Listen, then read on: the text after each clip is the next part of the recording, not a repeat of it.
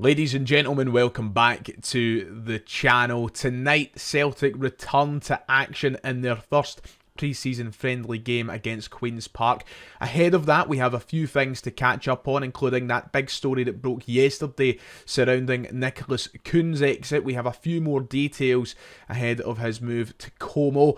And he's not the only player who's about to leave the club, because somebody who a lot of fans thought should have had more of a chance is set to leave in the coming days as well. So bear with me, we're going to talk about all of that. And despite the negatives of players moving on, we have the positive of Celtic returning, which is one that should bring a smile to most people's faces.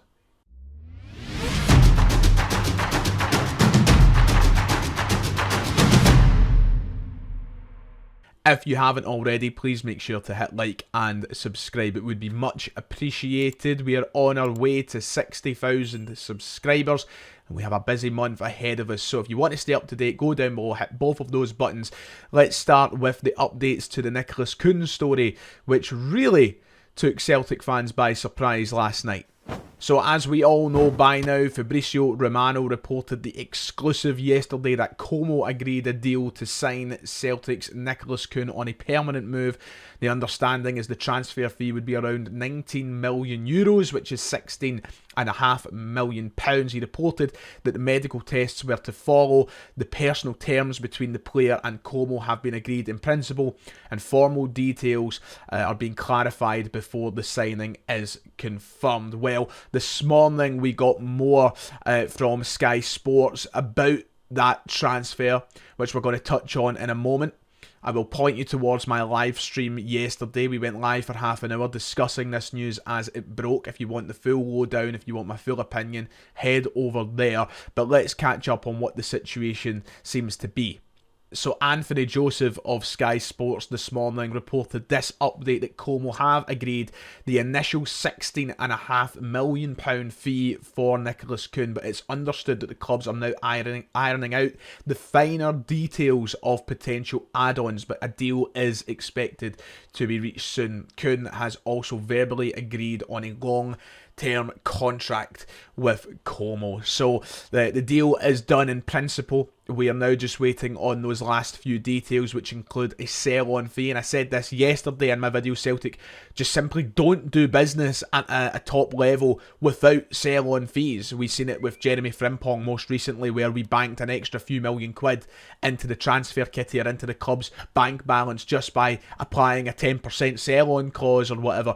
Celtic will always do that with players where there is a high chance of a further move. Como is yet another kind of development move for Nicholas Kühn. I don't think that will be his final destination. If he keeps up the level of football he showed us throughout this campaign, Como will just be the next step to a bigger club, which means Celtic will want guaranteed money. So on top of the £16.5 million, there will almost certainly be scope for more money. We might even see this be a total transfer fee of around 20 plus million by the time all is said and done. Should things go well at Como, Celtic just won't do business otherwise. The move won't collapse. They'll get it ironed out. As Anthony Joseph says, a move is expected to be completed, and Nicholas Kühn will most likely leave in the next week. We're hearing that a medical has been penciled in for Monday or Tuesday, which means he could be a Como player by Wednesday next week, and Celtic will have £16.5 million coming into the club to now reinvest, which is very, very important. Celtic must now go out and sign a Champions League calibre talent, and we spoke about this in great depth in last night's live stream. But Celtic really should just be going out, signing Michelangelo Balikwisha, signing Sondre Orjeseter, signing a top striker. And I think that would really ease the mind of Celtic fans. Like, it's not easy for a club like Celtic to attract well-established or big names from the continent. These players are going to bigger clubs these days.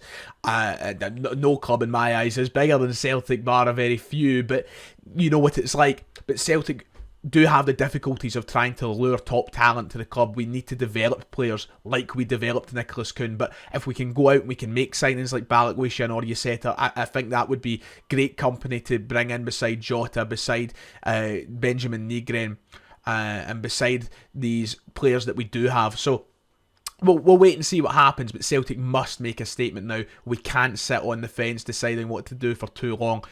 the fans need that reassurance, and reassurance is so important. But nonetheless, this has been looked at as a deal that is good business by the club. I feel like there's a big split in the Celtic fans between those who think, okay, we could have held on maybe another year, made more money and prioritised the development of Kühn, or we've struck at the right time and we've made very good profit. So it's a weird one. I wish him the best, but we'll probably see his departure in the next few days.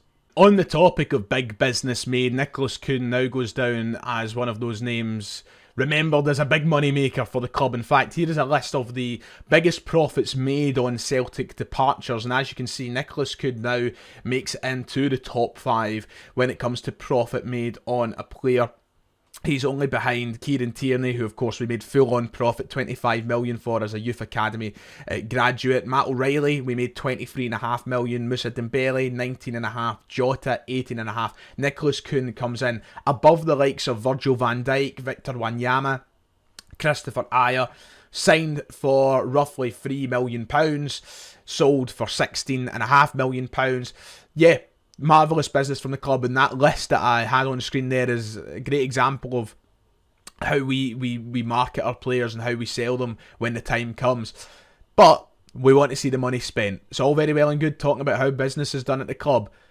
We need business on the inside of things as well, so hopefully we get movement on that very soon. Nicholas Kühn won't be the only player to leave Celtic in the coming days.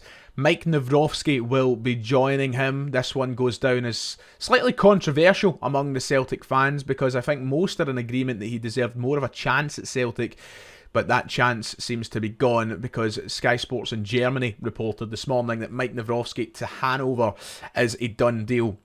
The 24-year-old centre-back will join Hanover on loan with an option to buy. The medical has been completed. The last paperwork is being finalised. There will be an announcement soon. So Mike Nawrocki departs as expected this summer. I don't think many were under the illusion he'd still be here, despite maybe wanting him still to be here. And that's that. That's curtains on the career of Mike Nawrocki. Listen, there's no guarantee that Hanover will trigger that option to buy. Who knows, maybe he will end up back at the club next year. But if he performs well, you'd assume they'll trigger it. Now, we signed him for roughly £4 million 2 years ago. Will we recoup that money? We'll see. There's been no details yet as to what that option to buy fee is.